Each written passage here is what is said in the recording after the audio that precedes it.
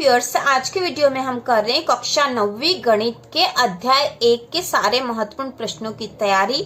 तो इसके ऑब्जेक्टिव के क्वेश्चन पहले ही आ चुके हैं। अब हम 2-2 नंबर के प्रश्नों की तैयारी करेंगे। तो इसी में हम कर रहे हैं प्रश्न 2√2 धन 5√3 और √2 ऋण 3√3 को जोड़िए। तो इसको जोड़ने के लिए हम लिखेंगे हल।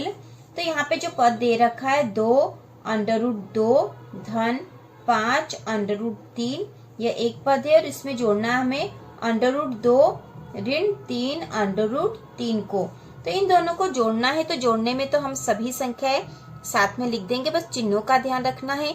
और हम ये भी देख लेंगे यहाँ पे जो √2 वाली संख्या है इससे √2 वाली संख्या जुड़ जाएगी, √3 वाली संख्या और √3 वाली जुड़ेगी।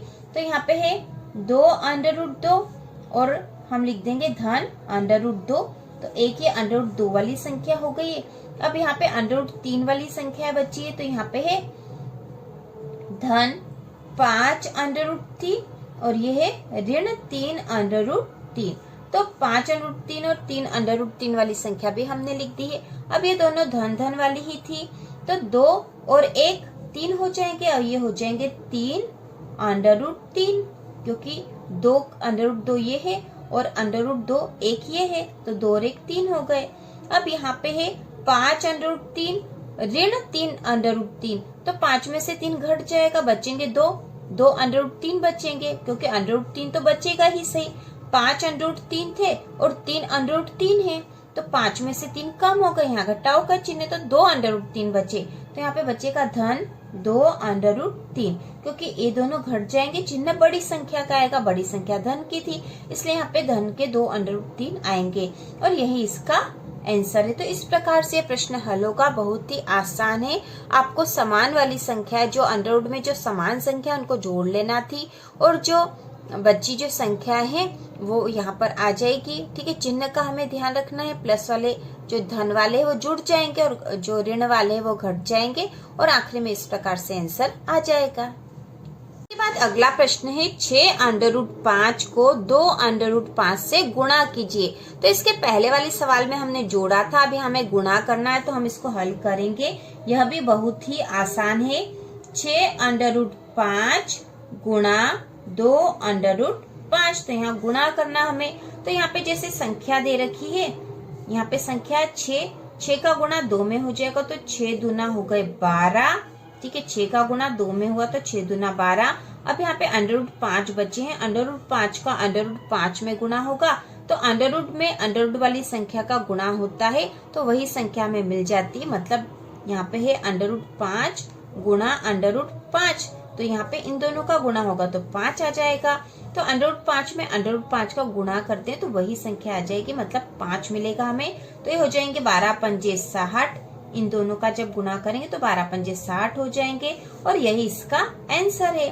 ठीक है, तो इस प्रकार से बहुत आसानी से हमने कर लिया। 6 का 2 में गुणा, 6 दूनी 12, √5 में √5 का गुणा करा तो हमें 5 मिल गए। अब इन दोनों संख्याओं का गुणा कर दिया, 12 पंजे 60 हो गया और यही इसका आंसर है।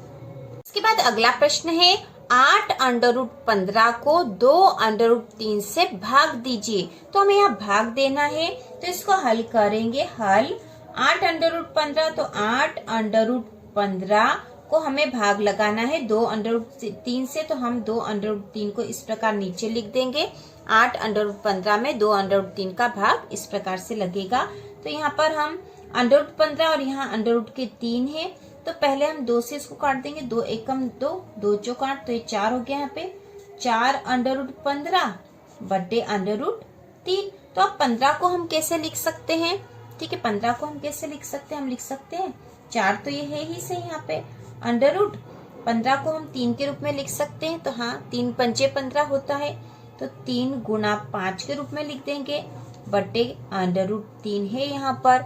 इसको और हल करेंगे हम, तो यहाँ हो जाएगा 4 तो है ही सही, ये √3 गुना 5 है, तो इन दोनों को अलग अलग भी लिख सकते हैं। हम लिख सकते हैं √3 गुना √5, ऐसे भी लिख सकते हैं, बटा नीचे वाला √3 है ही सही।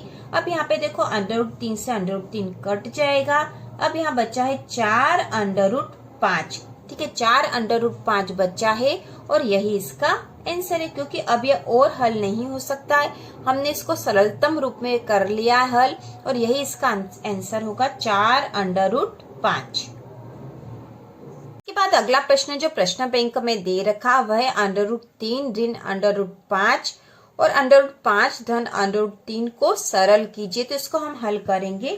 तो यहाँ हम लिखेंगे हल √3 ऋण √5 और यहाँ पे है √5 धन √3। तो इन दोनों जो संख्याएं हैं, दो जो पद है, इनके बीच में कोई सा भी चिन्ह नहीं, मतलब एक गुणा है। तो हम सबसे पहले इसमें जो आगे वाली संख्या है इसका गुणा इन दोनों में करेंगे और फिर पीछे वाली संख्या का गुणा भी दोनों में करेंगे। तो इस प्रकार से हल हो जाएगा। तो सबसे पहले √3 का गुणा इन दोनों में करेंगे। तो √3 का गुणा √5 में करेंगे। सबसे पहले √3 का गुणा √5 में करेंगे तो यहाँ हो जाएगा √3 गुणा 5। हम इन दोनों को अलग अलग भी लिख सकते थे, पर हमने साथ में लिख दिया क्योंकि इससे आसानी हो जाएगी। √3 का गुणा √5 में गुणा करा है, तो दोनों ही अंडर वाली संख्या है, तो हमने लिख दिया √3 गुणा 5। अब √3 का गुणा √3 में करेंगे, तो अंडर में अंडर वाली संख्या का उसी संख्या का गुणा करेंगे तो हमें वही संख्या मिल जाएगी पूर्णांक के रूप में। तो √3 में √3 का गुणा करा तो हमें मिल गया है √3। ठीक है, √3 में √3 का गुणा करा तो हमें मिल गया यहाँ पे 3 आ जाएगा यहाँ पे। तो अब यहाँ पे ऋण √5 का गुणा √5 में करेंगे तो ऋण और धन मिलके हो जाएगा ऋण, ऋण धन ऋण होगा। √5 में √5 का गुणा करेंगे तो यहाँ पे आ जाएगा 5। अब यहाँ पे है ऋण और ये धन, ऋण धन ऋण हो जाएगा क्योंकि हमने इसका यहाँ गुणा कर लिया। अब इसका इधर गुणा करेंगे तो ये ऋण का, ये धन का, तो यहाँ ऋण का चिन्ह आएगा। √5 का गुणा √3 में करेंगे तो यहाँ पे भी हमें मिल जाएगा √3 गुणा 5। ठीक है, क्योंकि अंडर में आ जाएगी दोनों ही संख्या है यहाँ पर। अब इसको और हल कर लेंगे तो यहाँ पे हम लिख देंगे √15। ठीक है, अब यहाँ पे धन के 3 और ऋण के 5 है, तो 5 में से 3 घट जाएंगे और बचेंगे 2 और चिन्ह आएगा बड़ी संख्या का, तो यहाँ आ जाएगा ऋण के 2। और यहाँ पे है ऋण √15, 5 या 15 यहाँ पे भी हो जाएगा। अब धन के √15 से ऋण के √15 कट जाएंगे, धन और ऋण वाली संख्या आपस में कट जाती है। अब यहाँ पे बचा है ऋण का 2 और यही आंसर है, इसका आंसर आएगा ऋण का 2। के बाद अगला प्रश्न जो आपके प्रश्न बैंक में दे रखा है इसको हम हल करेंगे। तो प्रश्न यहाँ दे रखा 5 धन √7 3 धन 2 √2 को सरल कीजिए। तो इसे हमें सरल करके लिखना है। तो यहाँ पर ये कोष्टक में है, एक कोष्टक ये एक कोष्टक ये, इनके बीच में कुछ भी चिन्ह नहीं, मतलब इन दोनों के बीच में गुणा है। तो इसको हल करने के लिए सबसे पहले हम लिखेंगे 5 धन √7 3 धन 2 √2। तो इसमें सबसे पहले जो आगे वाली संख्या है इसका गुणा इन दोनों में करेंगे और फिर ये वाली जो संख्या इसका गुणा इन दोनों में करेंगे, तो इस प्रकार से हल हो जाएगा। तो सबसे पहले 5 का गुणा 3 में करेंगे, 5 का गुणा 3 में करेंगे तो 5 दिया 15। इसके बाद क्योंकि दोनों में ही धन का चिन्ह था तो यहाँ धन का ही रहेगा। इसके बाद यहाँ पे 5 का गुणा 2 √2 में करेंगे तो धन, 5 का गुणा 2 में करा तो 5 दूना 10 √2। ठीक है, इस प्रकार से 5 का गुणा इन दोनों में हो गया। अब √7 का गुणा इन दोनों संख्याओं में करेंगे तो √7 का गुणा 3 में करेंगे सबसे पहले, तो ये दोनों में धन का चिन्ह इसलिए धन 3 √7, क्योंकि अंडर वाली संख्या पीछे लिखेंगे तो ठीक रहेगा। यहाँ पे √7 में 3 का गुणा करा तो 3 √7 हो गए हैं। अब √7 का गुणा हम 2 √2 में करेंगे तो यहाँ पे हो जाएगा धन 2। ठीक है, 2 यहाँ पे, तो इसके आगे कुछ नहीं, मतलब 1 है, 1 का गुणा 2 में करा तो 2 √7 गुणा √2। इसको और थोड़ा सा हल कर लेंगे हम, तो ये बराबर 15 धन 10 √2 धन 3 √7 धन 2। ये √7 और √2 है तो √7 गुणा 2, या यहाँ पे हम लिख देंगे 7 दूना 14 हो जाएगा। तो 15 धन 10 √2 धन 3 √7 धन 2 √14। तो इस प्रकार से इसको सरल कर दिया हमने।